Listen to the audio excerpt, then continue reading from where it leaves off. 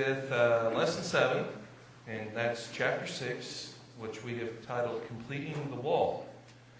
So we are going to see kind of a turning point here, a benchmark of sorts as we read through this chapter.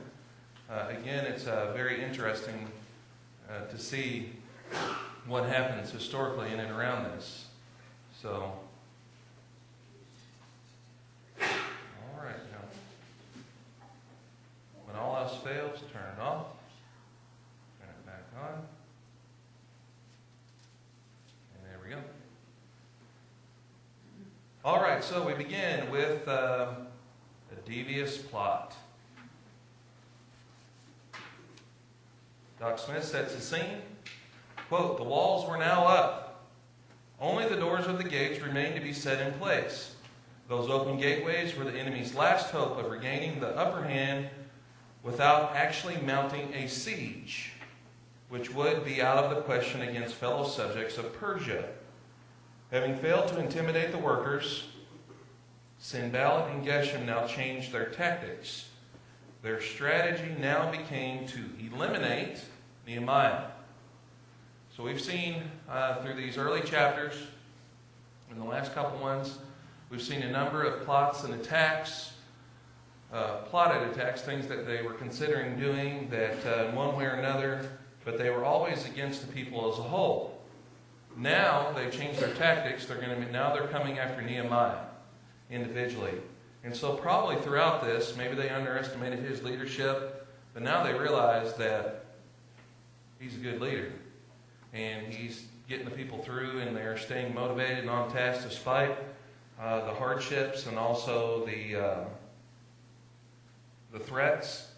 And so now they realize they've got to take him out if they're going to accomplish anything as far as preventing this from happening. So we have the opening verses of chapter 6.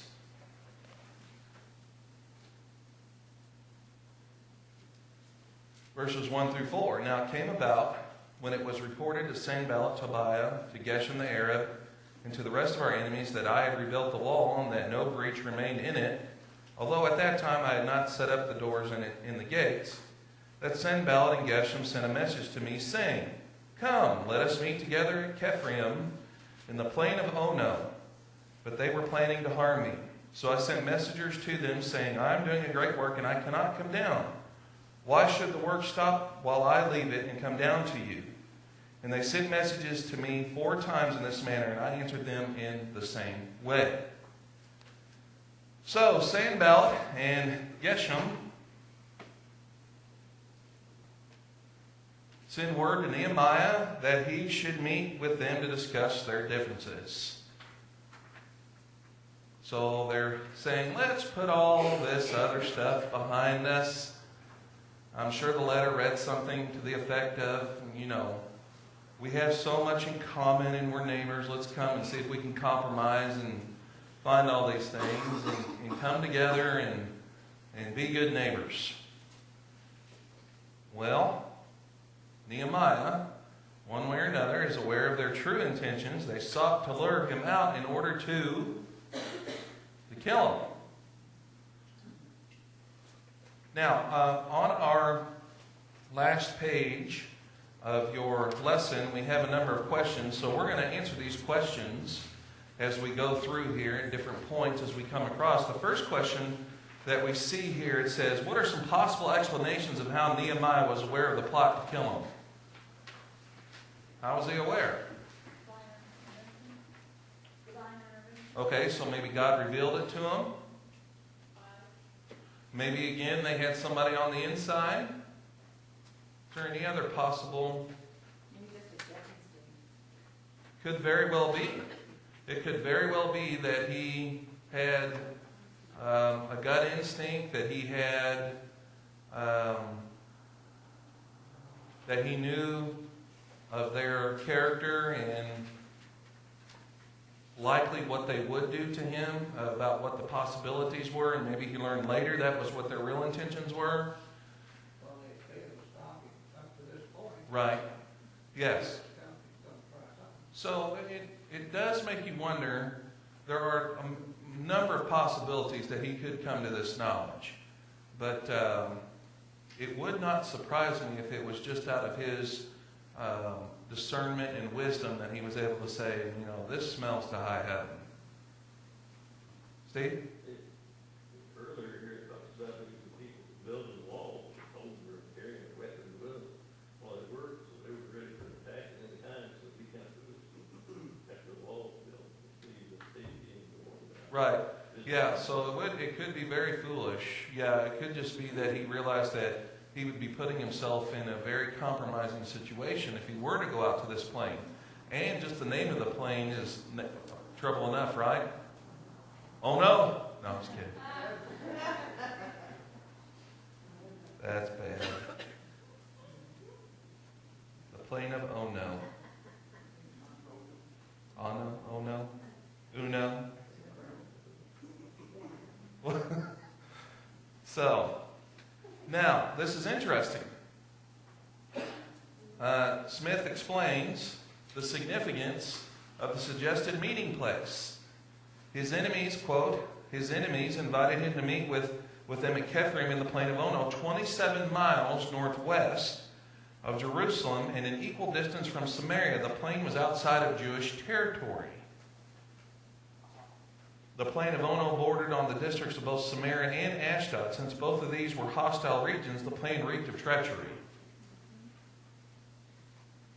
So, can we think of a present-day analogy of a possible meeting place that might throw up some warning flags?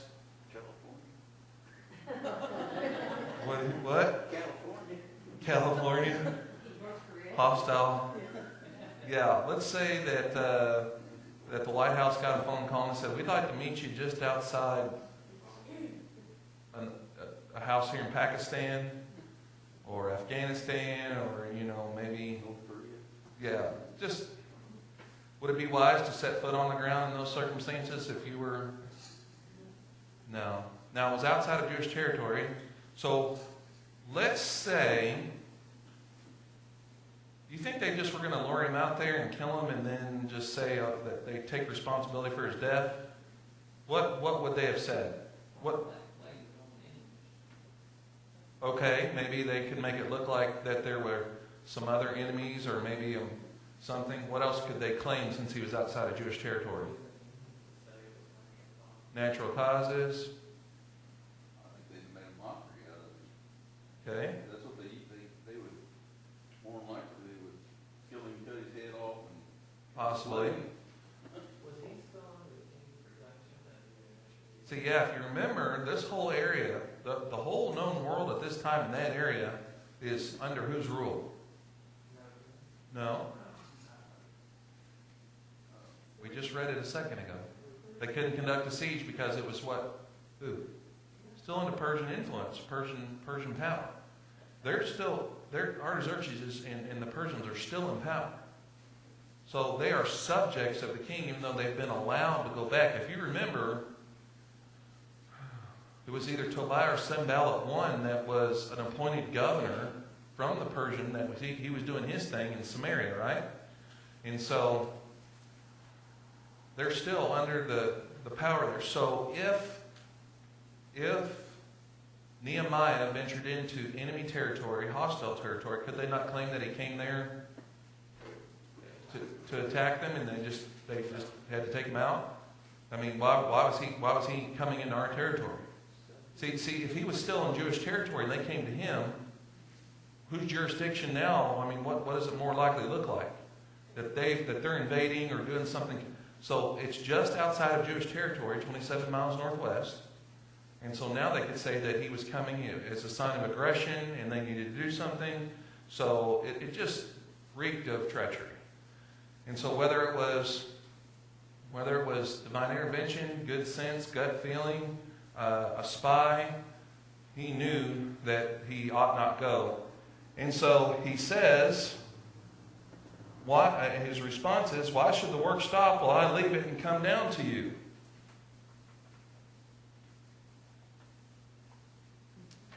Four different times, the conspirators sent message to Nehemiah, and each and every time Nehemiah responded in the same manner, the work is too important for me to leave it. He says, why should the work stop while I leave it to come down to you? Now, this is a little bit of a side note question, but this is something that could throw you off. And this is something we've addressed in other situations, but let's look at it here. In verse 3, Nehemiah says, this is question 2 in the back, why should I come down to you? How is this possible if he was going to the plain in the northwest?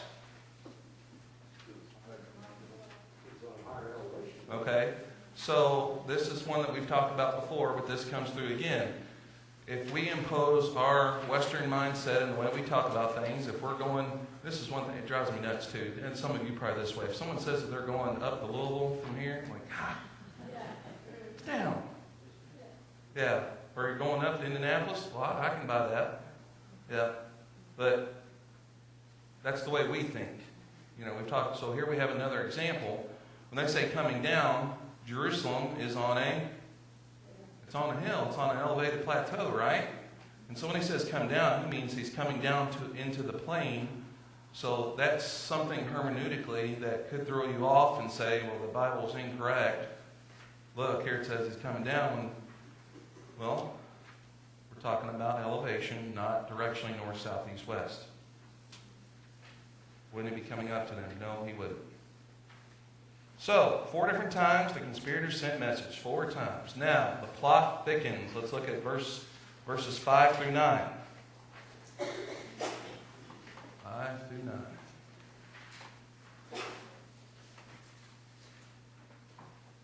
Then Sanballat sent his servant to me in the same manner a 5th time with an open letter in his hand. In it was written, it is reported among the nations, and Gashmu says that you and the Jews are planning to rebel. Therefore, you are rebuilding the wall, and you are to be their king according to these reports. And you have also appointed prophets to proclaim in Jerusalem concerning you, a king is in Judah. And now it will be reported to the king according to these reports. So come now, let us counsel together. Then I sent a message to him saying, such things as you are saying have not been done, but you were inventing them in your own mind. For all of them were trying to frighten us, thinking they will become discouraged with the work and it will not be done. But now, O God, strengthen my hands. So after 4 overtures, Sanballat and Geshem try something else. Right? They sent a messenger a 5th time with an open letter.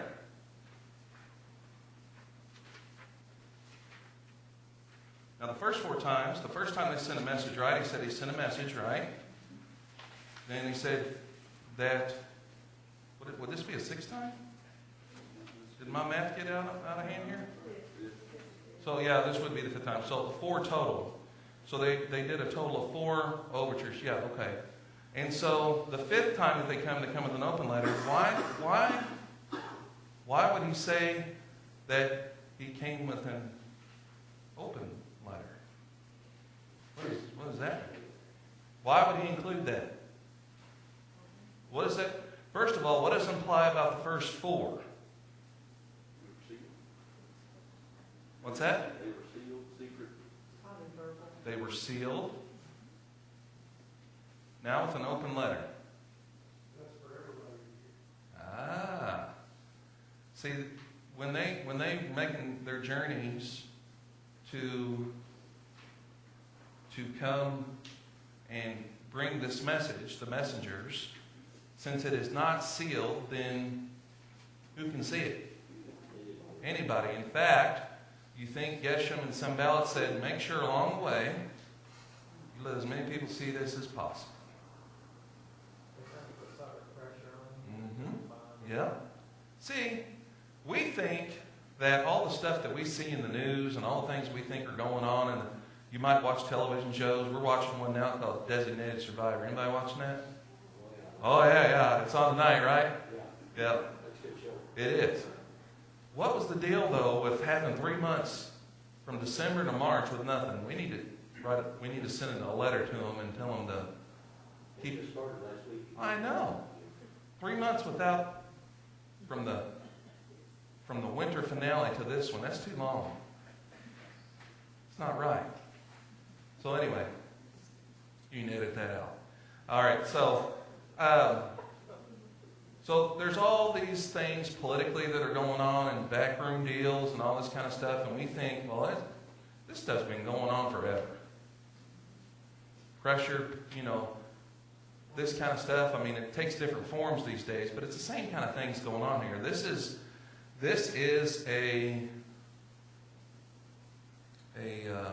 an attempt to blackmail.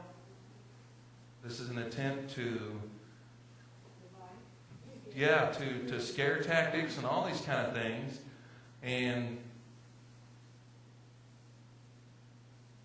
they're using fake news.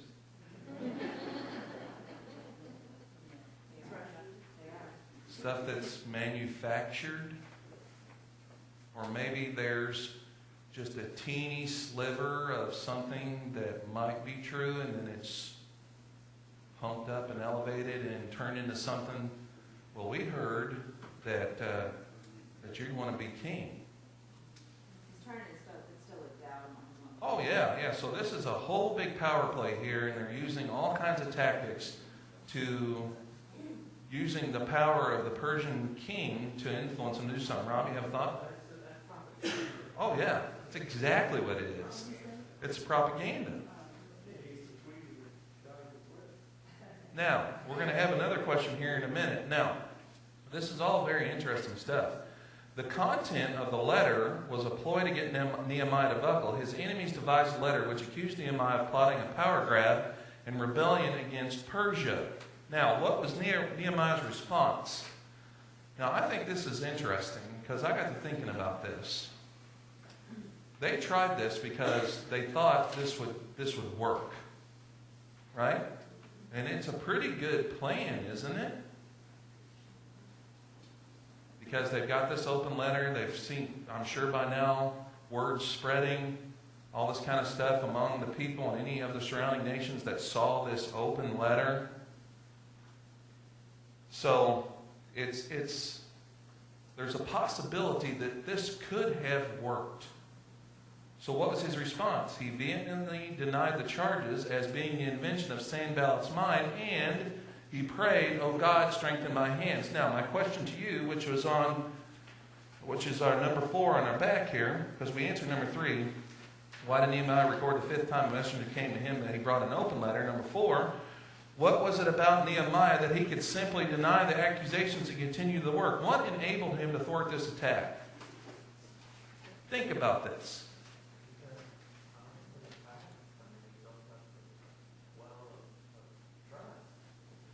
You guys hear that? He'd been honest in the past. He built up a well of trust. He's also doing just like what he said he was going to rebuild the temple. Okay, so he has done what he said he's going to do. He is delivered on his promises and things like that. I heard this talked about the other day. Is that the difference between character and reputation? Have you guys heard this discussed before? Reputation is what others think about you. Character is what you know, you and God really know who you are. Right? So his reputation, right, Rob? That stuff that you said and others, his reputation is great. But I think it's more than that. Because what if there were some things hiding in the closet? Could he have been scared into buckling? See, that makes me wonder. And we don't know, but based on what we read here and based on all these other things, it's very interesting.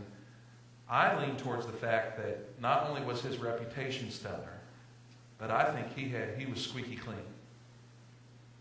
He was above reproach. No matter what they threw at him, it wasn't going to stick. So he had no problem saying to them, "You're just making this stuff up." Now, if there was any chance that any of it would stick, if there were skeletons in the closet, if there were things hiding there, this could have caused him to buckle under the pressure. But he also prayed. Yeah, I think that's part of it. I think that's huge. We always see that he always appealed to God and he prayed. But the thing that really strikes me here is I really think that his character and his reputation, both together, have provided him with the opportunity. Now, ask yourself this question. When we talk about that phrase above reproach, where do we know that to be found? Associated with what?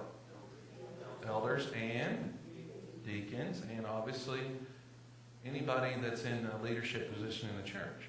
Specifically, it's mentioned in 1 Timothy and Titus.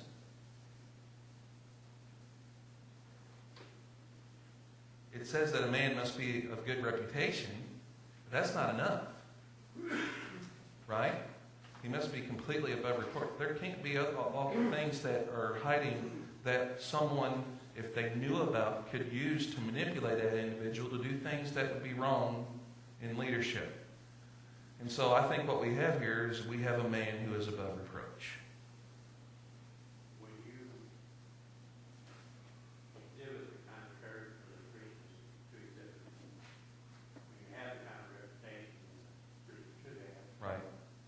the devil's going to try to ruin it. Oh, absolutely. I mean, so this example of Nehemiah is exactly the kind of things that we will have to try to Yep. give people the kind of people. Right. So they've tried physically to kill him. They've tried to assassinate him physically. Now they're trying to assassinate what? His reputation and his character. But if there's nothing there, then there's nothing there. And he knew it.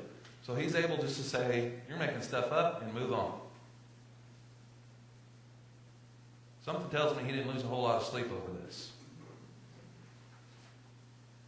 Because he knew that if there was no evidence to back up what they were saying. Very interesting. And as Nancy said, we can't pass this by because we see this over and over and over again. He prayed, "Oh God, strengthen my hands." So now they give up. No. So we actually have a couple more things going on here. We have another underhanded scheme is launched. Let's look at verses 10 through 14. And when I entered the house of Shemaiah, the son of Delaiah, son of Mehetabel, who was confined at home, he said, "Let us meet together in the house of God within the temple, and let us close the doors of the temple, for they are coming to kill you, and they are coming to kill you at night." But I said, "Should a man like me flee, and could one such as I go into the temple to save his life? I will not go in." Then I perceived that surely God had not sent him, but he uttered his prophecy against me, because Tobiah and Sanballat had hired him. We're going through 14. He was hired for this reason, that I might become frightened and act accordingly and sin, so that they might have an evil report in order that they could reproach me. Remember, O my God, Tobiah and Sanballat, according to these works of theirs, and also Noadiah, the prophetess, and the rest of the prophets who were trying to frighten me. Man, these guys were persistent. You got to give them a little credit. I mean, they really did not want this wall to be done. I mean, we ought to make a list of all the specific ways that they've tried to stop this, and who knows, maybe there were more. These are the ones we have recorded, but man, these guys are persistent. So a man confined at home brings Nehemiah a curious message. They're obviously prophets and prophetesses. So this prophetic message is one of warning, for they are coming to kill you at night. Doc Smith provides further understanding about the form and content of this prophetic warning. Notice all that's in quotes. Having secured his audience with Nehemiah, the prophet presented his proposal in poetic verse. This is a fact recognized in the Jerusalem Bible translation, so we don't see it here, but Doc Smith in his studies has found that this prophetic utterance was actually in poetic verse. So our friend here went to great lengths to make this look legit to Nehemiah. Shemaiah wanted the form of his message to be as compelling as his content. He advised Nehemiah to flee behind the walls of the temple for protection. Now, Nehemiah once again sniffs out this scheme and refuses to fall for their trickery. Now, I didn't ask this question, but what does the scripture tell us here about how he figured this one out?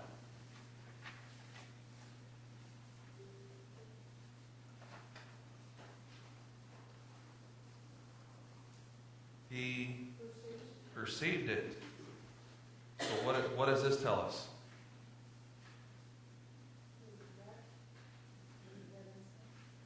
He figured it out on his own. I mean, I think what he's saying is he perceived it. Is he, through his wisdom, his understanding? So what are some things that could help him to have a proper perception of false prophecy? Randy? I think one thing is that what the false prophet here is telling doesn't fit with what God put him there to do. Okay, so So why would he go hide if God has already said that, I'll give you this job, you're going to. right. So why go hide? God's going to take care of him. Yeah, that's good. Beth? I was saying that his knowledge of the truth. Sure. Cast aside. Absolutely. Yeah, anytime that you have a greater understanding and knowledge of the truth, when something false comes along, it sticks out like a sore thumb. There's a couple examples that I've used in sermons before. One is counterfeit bills. When they're training agents, I think it's is it the Secret Service that's in charge of that? That's one of their things. It's one. I think it's an unusual branch that's responsible for dealing with counterfeiting. How do they train them? Anybody know? Show them how to use what a real one looks like. Yeah. Do they spend time looking at all the fakes? Do they gather up all the fakes and have them? They set out a table of fakes and they study those, all the different things. Do they study those? No. They spend all their time studying what a real bill looks like. And so then when they see a fake, it sticks out like a sore thumb to them. And so the concept here is being acquainted with the real thing in such an intimate way that when falsehood comes along, it sticks out. Another example is there's an old Chinese proverb story kind of thing where a kid wants to learn about jade. And so the master, he comes and puts it in his hand and has the boy hold it. And he talks to him about everything but jade for 2-3 hours a day. And he does this for a couple of weeks. And finally, the boy gets frustrated and says, when are you going to teach me about this? And so the next day when the boy comes in, he put something other than jade in his hand, and he immediately said, that's not jade. He got Miyagi'd, Mr. Miyagi, right? Yeah, so that's kind of what we're talking about here, and Beth, you bring up a good point. Randy, you do as well. Rob? Isn't it possible also that on the flip side of what we just talked about, this Shemaiah, his reputation may have preceded him, he may Sure. be familiar with them, and he Oh, might yeah. have been beyond Yeah, reproach, and yeah. he knew that. Sure. He was just the type of person that would Yeah. backfire, and You know when you're in shady situations around certain things, sometimes you just know it. And so there could have been a number of warning signs, whether it be reputation or, I don't know, Ouija board in the corner. I don't know. There could have been other things that somebody who was very shrewd and wise would have picked up on to say that this is not a man of God. And his message, maybe his person, all these things were not consistent with what a true prophet and a true prophetic message should be. So he perceived, yeah, question. Yeah, I have a question. In my Bible, it says, who was a secret informer, and one is italicized. Secret informer. Does anybody else have that? Who was What a verse are secret you in? informer? 10? 10 or 11? Who was confined at home? Yours says who was a secret informer. Uh-huh. Yeah, this is what we're invited. Can you read me the whole verse? Yeah, it's on the wrong chapter. Just verse 10, chapter 6, verse 10. Came to the house of Shemaiah, the son of Eliah, the son of Mehatabel, who was a secret informer. Ah, And he said, okay. So we have who was confined at home, and then we have secret. Okay, so it'd be interesting to look into the Hebrew there and see how we could get secret informer or yeah. confined at home. It's very The interesting. reason was italicized because it means like something else in Greek, or it could mean something. Well, Hebrew.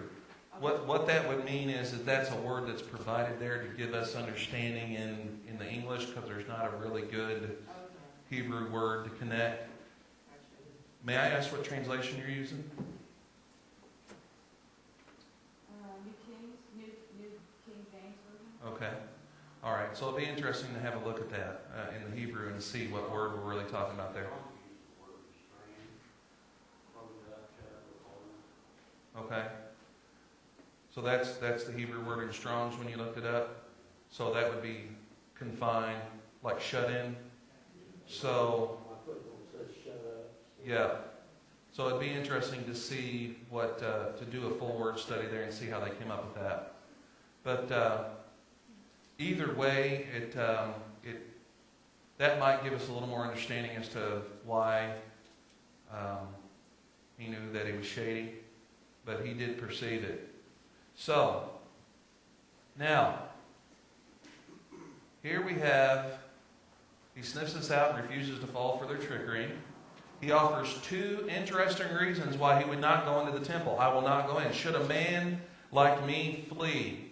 This comes to what you were saying, Randy, I think, is that, look, we've done all this work, we've come this far. Is this an arrogant statement? No, I think he needs under protection of God. Right.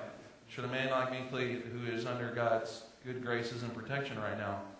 Now, the second phrase, though, is very interesting, that he says, he goes on to say, and could one such as I go into the temple? Why would he say that? He's a leader of leaders. So this would send a bad message if the leader is running and hiding, right, and the other people are out on the walls. I think that fits more with the first statement. Okay? Think. Now, there's a key word that comes up here. That they were trying to frighten me to what? Sin. All right, let's put this together. They're trying to, what did this prophet recommend? Why didn't he say, go lock yourself in your house? Why did he say that? Have your men guard you in your house. Why did he say that? Why did he suggest the temple? Why? Why did he want him to go to the temple? Because he wasn't supposed to be in the temple. Why? Because he wasn't free. There you go. Okay? So if he took refuge in the temple and he went into where he's not supposed to go, then that would be what? Sin. If he entered into a place to take refuge that only the priest should go, we have sin.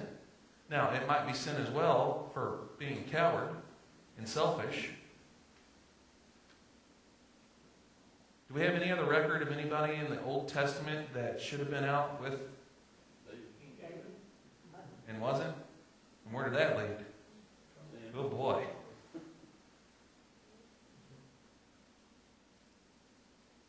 So, this prophet is recommending something that is sinful. So, red flag, right? See, if somebody is telling you something and they say, I have a word from God, and it conflicts with God's word, even though it looks great for you, run the other way. Does this happen much today? All the time. Still got a lot of prophets. You're right. Yes, we do. And a lot of them are on the television, but they're not all on the television. I'm sure there are people that you come in contact with, that we come in contact with all the time. God told me, I have a word from God. If they're not reading from the Bible, yeah. Shalana did this. She said, God put it in my mind that something. And I'm like, no, he didn't, because that's not in the Bible. So that shut her down pretty quick. It was about something that she should be able to do or something. I can't remember the context of it. But no. That little false prophet. All right. So, now, you think by this time Nehemiah would be a little upset and frustrated with these guys? You think by now? Like, what could he be tempted to do? After the 473rd time that they've tried to attack him in all these different ways, what could he be tempted to do? He'd probably get fed up and say, let's get our best men and this is over. What did he do? Prayed for what? He prayed for God's justice to take place. Now, that's not, you're trying to accomplish something for God and you're constantly getting attacked.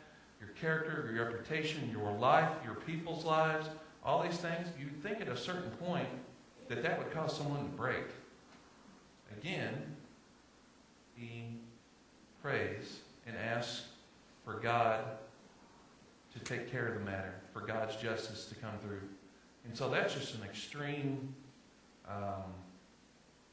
showing of his faith, of his understanding of God and who he is. Very, very good thing here. Sure. I'm a little confused. Okay. Where are we at? That's not a problem. No, please. It says here that the wall was done except for setting up the doors. Right. So why are they being, to me, setting the doors would be just a minor thing. So why are they being so persistent not to? Interesting. Does anybody have your the stuff I gave you at the very beginning of the chapter, or at the very first lesson, on the way that the walls and gates were constructed?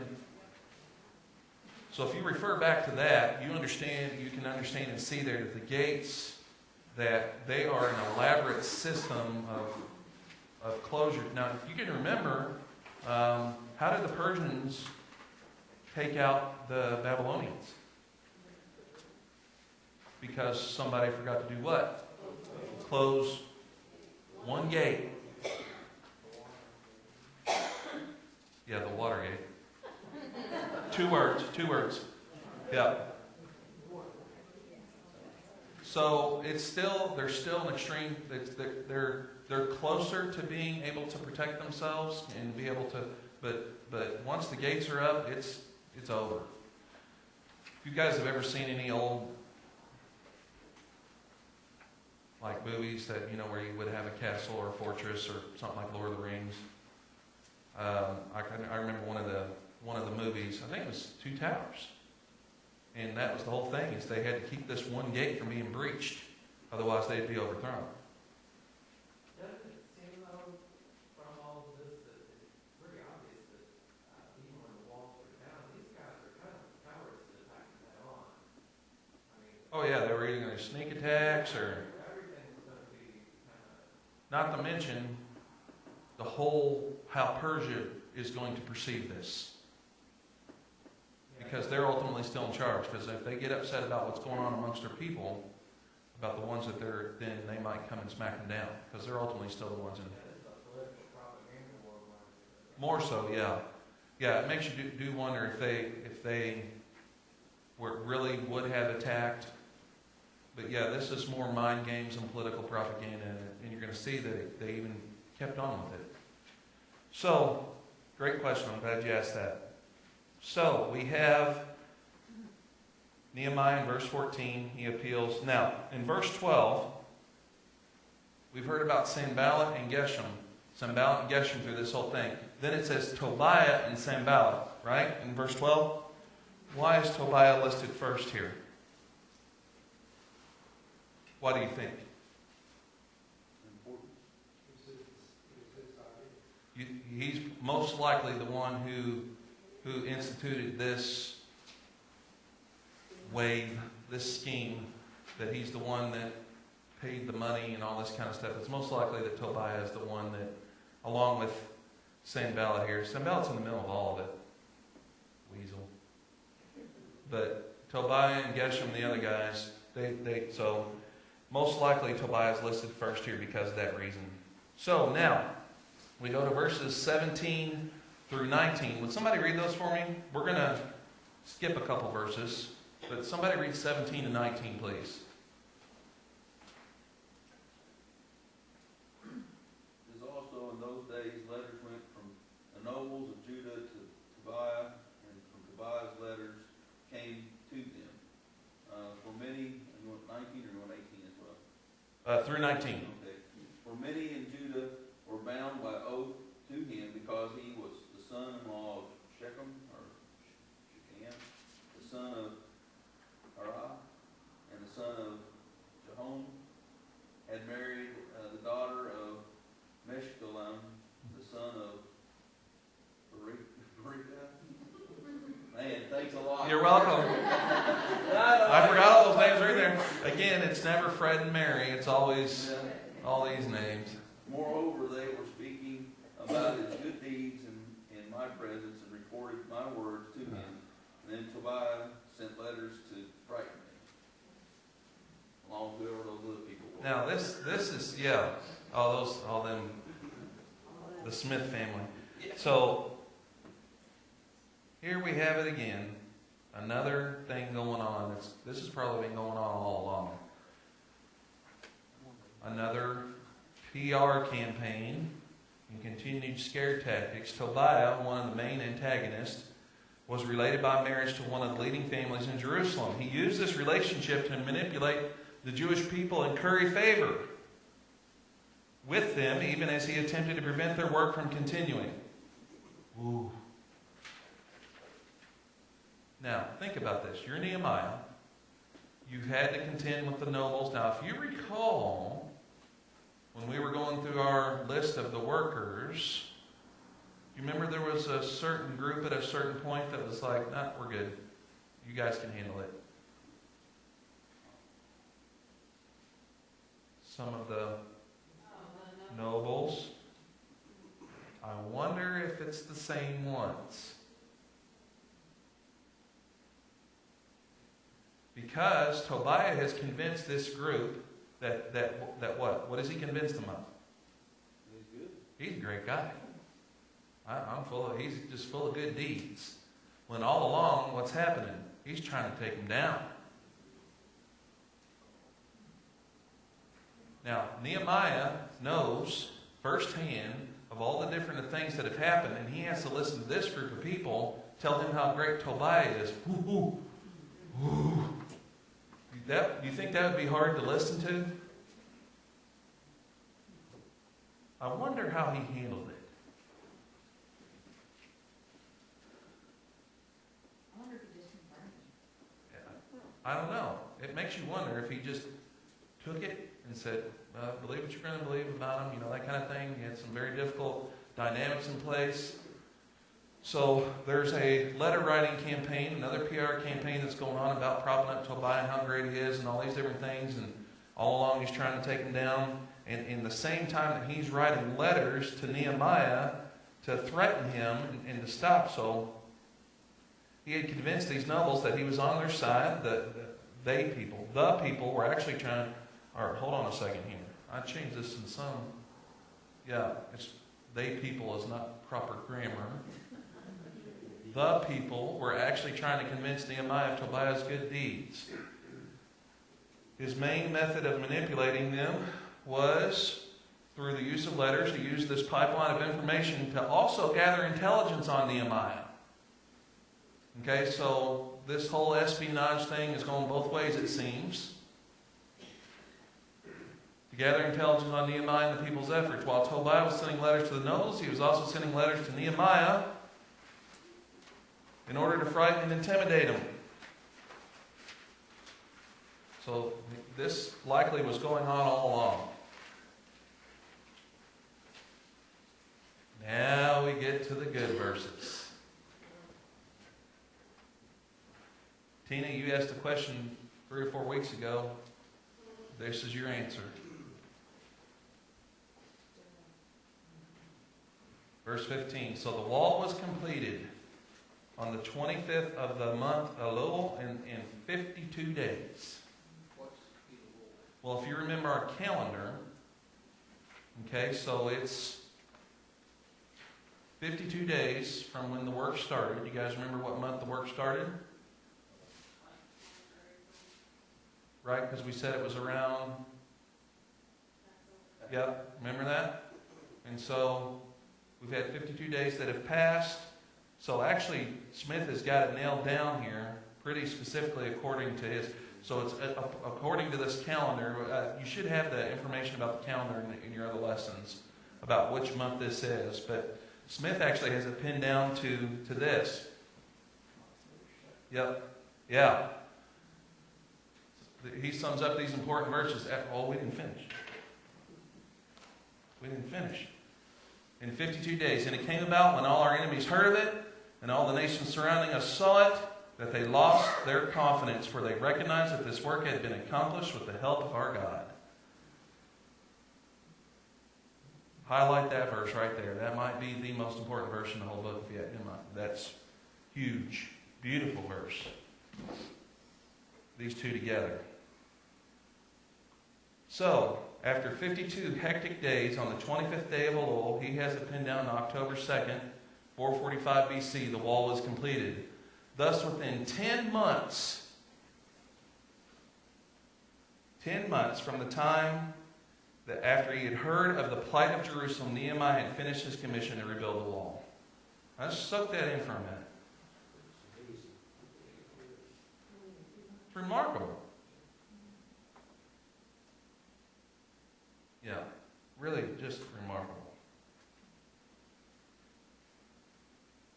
So we have detailed a lot of the reasons and the things and our thoughts about why they were able to do it.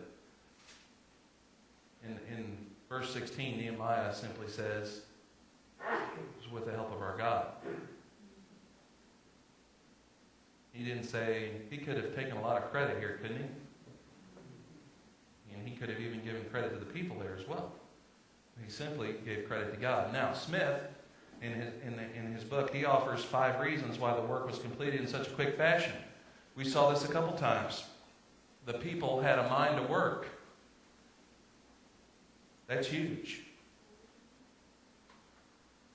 That is so huge. We could make correlations to the church. If the church as a whole, everybody in one area had a mind to work, what could be accomplished for the kingdom? Now, this is another interesting thing. A large force of workmen, not only from Jerusalem, but from the surrounding areas, were engaged in the task. So this was a highly organized effort, not just from people, but from others in the area. The ruins of the previous wall contained large quantities of stone, which could be used in the current project. So here we have a logistic concern of something that they used current resources that were in place. We know that was an issue that they had to deal with, but they also used it to their advantage to rebuild the wall. Now, were all their resources that they used in rebuilding the wall and all the gates and everything, were they just from the rubble? Yeah, they brought a lot of good stuff with them, right? Remember the timbers and all that stuff? So they had a lot of other resources that Nehemiah put together. So we have all the proper resources. And then 4 and 5. 1, 4, and 5 are the biggest ones to me. God was with the workers, supernaturally blessing their efforts. Now, how was he supernaturally blessing? Was the little fella able to pick up a giant stone? Well, not how they were able, but in what way? How was he supernaturally blessing them? Wouldn't we hear about that if there were some... What do you think? I mean, what were the ways, not why they were being blessed, which is a great question. That's a separate question. Maybe. Maybe their stamina. Yeah, Larry? Well, Nehemiah was able to bring them together in unity. So, How do you explain Okay, supernatural now. But- and, no, I mean, if you think about it, That anytime people come together, it's a miracle. No, I'm not. No, don't take that the wrong way. I just thought that was funny. I mean, Uh, how could he do that? Well, I mean, maybe there's something to that. He got them together through God's help. What else? I mean, there's some things that we had a difficult time trying to figure out how they were able to thwart all these possible Were they attacks. able to work and guard at the same time? Sure. Yeah, so we don't know exactly how this took place, but we simply know that God was with them. And it could have been peace between one another and all these kind of things. It could have been a lot of different things. If I were to lean on one thing based on what we know from the scriptures, it would be the way that they were able to navigate through all these outside pressures and attacks. Because any one of these, had it worked, would have shut them down. So, and then number 5, in Nehemiah, the project had a wise and energetic leader. And we've seen that over and over again. So, the outcome of the work. When all the surrounding peoples, including their enemies, heard of the completion of the wall, they lost their confidence. It's an interesting phrase.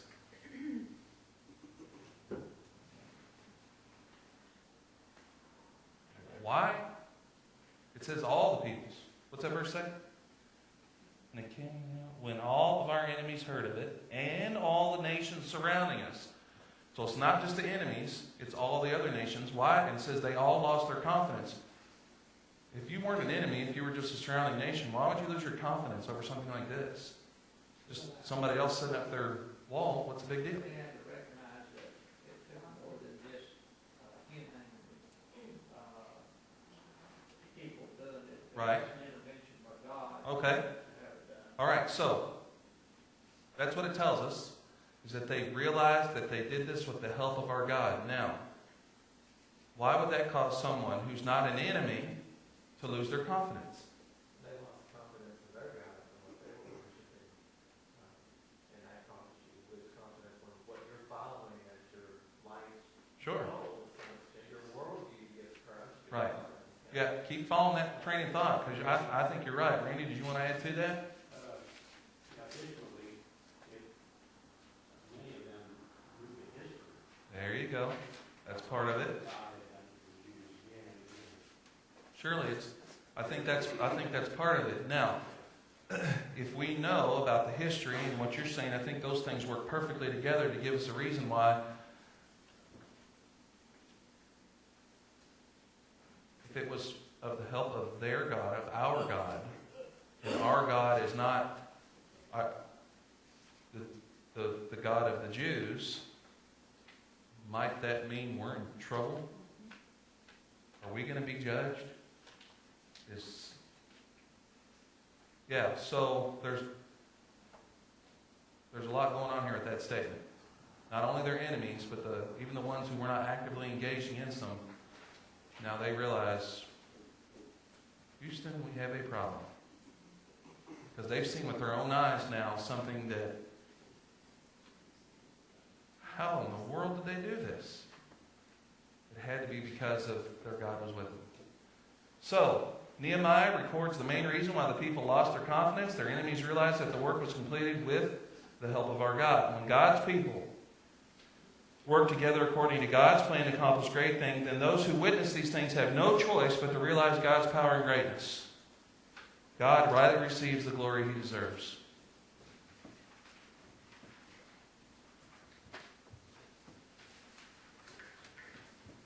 Now, that's a challenge for us here today. I mean, we don't have to go out and build a wall, but there are great things that we could accomplish here in this place. And if that were the case, then hopefully it would be for the simple reason of bringing glory to God.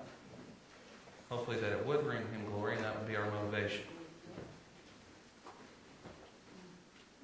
So there we have it, 52 days. 10 months from when he was convicted of, we got to do something about this. think maybe his great grandson or so could run for office? That'd be good, right? We could use a few leaders like this in public life, but also in church.